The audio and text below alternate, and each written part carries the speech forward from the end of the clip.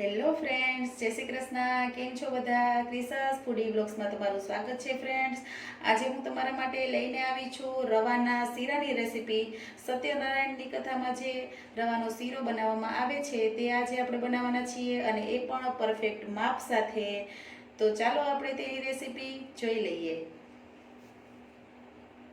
મહાપ્રસાદના શીરાનું માપ એકદમ ઇઝી છે ફ્રેન્ડ્સ. ઘરની કોઈ પણ વાટકી સેટ કરી લો અને તેના પ્રમાણે 1 વાટકી રવો અને 1 વાટકી ખાંડ અને 1 વાટકી ઓગાળેલું ઘી લેવાનું છે.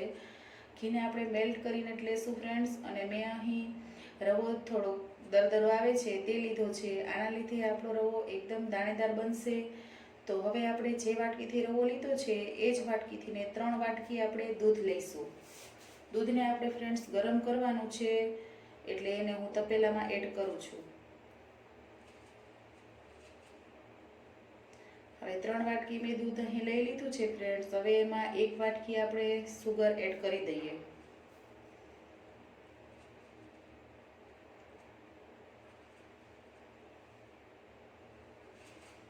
હવે આપણે ફ્રેન્ડ્સ દૂધને સારી રીતે ઉકાળવા દેવાનું છે.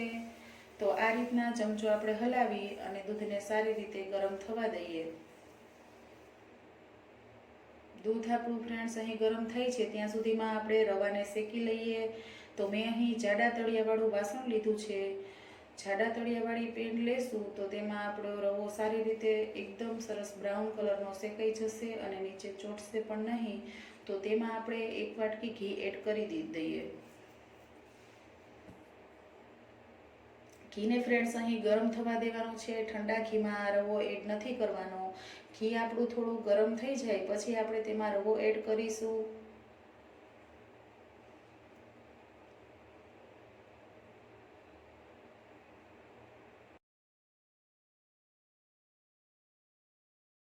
થોડો રવો નાખી આપણે ચેક કરી લઈશું આપણું ઘી ગરમ થયું છે કે નહીં. ફ્રેન્ડ્સ, ઘી ગરમ થઈ ગયું છે. તમે જોઈ શકો છો રવો એડ કરતાં ફરતીકોર બબલ્સ આવી રહ્યા છે. તો આ રીતનું ઘી તમારે ગરમ થવા દેવાનું છે અને પછી તેમાં રવો એડ કરવાનો છે ફ્રેન્ડ્સ.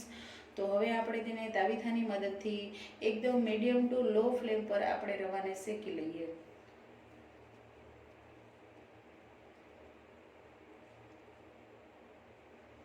ઘીનું માપ એકદમ ફ્રેન્ડ્સ પરફેક્ટ છે. જેટલો તમે રવો લેશો તેટલું જ સામું ઘી લેશો તો રવો એકદમ સરસ સોફ્ટ બનશે ખાવામાં. તમે જોઈ શકો છો ફ્રેન્ડ્સ, રવાનો કલર ચેન્જ થઈ ગયો છે, તે બ્રાઉન કલરનો થઈ ગયો છે અને તેમાંથી ખુશ્બુ પણ એકદમ સરસની આવી રહી છે. તો આ રીતના આપણો રવો શેકાઈ જાય ત્યાં સુધી તમારે તેને શેકવાનો છે. હવે આપણો રવો શેકાઈને રેડી છે. તો હવે આપણે સાઈડમાં જે દૂધ ઉકળે છે તેને જોઈ લઈએ.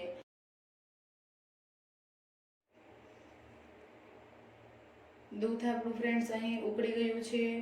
મેં સ્લો ફ્લેમ પર તેને સારી રીતે ઉકળવા દીધું છે ફ્રેન્ડ્સ. હવે આપણે શેકેલા રવામાં દૂધને ધીમે ધીમે એડ કરી દઈએ. સત્યનારાયણ ભગવાનને ફ્રેન્ડ્સ મહાપ્રસાદ જે આ ધરવામાં આવે છે તે પ્રસાદ ખાસ કરીને દૂધમાં બનાવવામાં આવે છે. બાકી તમે આને દૂધમાં ન બનાવવા માંગતા હોય તો તમે જેટલા પ્રમાણમાં દૂધ લીધું છે આપણે એ જ પ્રમાણમાં આપણે પાણી લઈને પણ આ શીરાને બનાવી શકીએ છીએ. તો તમારે કયા હેતુથી બનાવવાનો છે એ મુજબ તમે બનાવી શકો છો, દૂધ અથવા પાણીથીને. આ રીતના આપણે ફ્રેન્ડ્સ દૂધ એડ કર્યા પછી મીડિયમ ફ્લેમ પર તેને થોડી વાર રહેવા દઈશું. થોડી જ વારમાં બધો જ રવો દૂધને સોક કરી લેશે અને આપણો શીરો એકદમ સરસ બનીને રેડી થશે ફ્રેન્ડ્સ.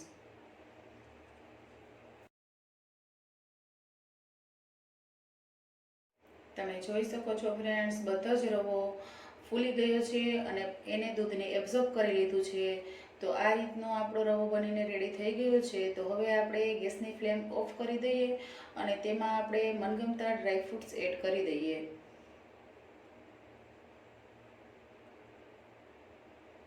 હવે ફ્રેન્ડ્સ શીરો બનીને રેડી છે. તો આપણે તેને બાઉલમાં સર્વ કરી લઈએ. પ્રસાદ માટે શીરો બનાવવાનો હોય તો તેમાં તમે તુલસીના પાન ઉપરથી એડ કરી શકો છો ફ્રેન્ડ્સ. અને આ જ રીતના જો તમે પરફેક્ટ માપથી શીરો બનાવશો તો આપણે જે પ્રસાદીમાં જે શીરો એકદમ મીઠો લાગે છે તે જ રીતનો શીરો ઘરે બનીને રેડી થશે ફ્રેન્ડ્સ. તો તમને આજની રેસીપી કેવી લાગી તે તમે મને કમેન્ટ કરીને જરૂરથી કહેજો. અને જો તમને મારો વિડીયો સારો લાગ્યો હોય ફ્રેન્ડ્સ તો વિડીયોને લાઈક કરવાનું ન ભૂલતા. એક લાઈક તમારી મારા માટે બહુ જ કિંમતી છે ફ્રેન્ડ્સ. લાઈક કરવાથી ને અમારું મોટિવેશન વધે છે અને અમને વિડીયો બનાવવામાં ઉત્સાહ ભર્યું લાગે છે. તો તમે વિડીયોને લાઈક જરૂરથી કરજો ફ્રેન્ડ્સ. અને મારી ચેનલમાં તમે નવા હોય તો મારી ચેનલને સબસ્ક્રાઈબ કરી લેજો ફ્રેન્ડ્સ. ફરી મળીશું એક નવા રેસીપીના વિડીયો સાથે.